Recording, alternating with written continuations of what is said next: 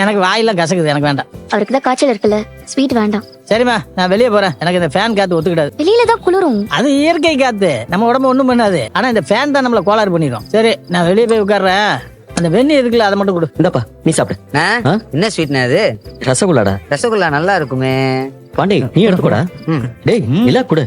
ஏண்டா சந்தான்னு சொல்லும் போது அண்ணன் முகத்துல ஒரு ஒளிய பாத்தியா? டேய் நீ வேற ஏன் குடுறா. இல்ல இந்தப்பா நீ சாப்பிடு. சொல்றா. டேய் இங்க வாடா எடுத்துக்கோ. இந்த வரேண்ணே. நல்லா இருக்குண்ணே.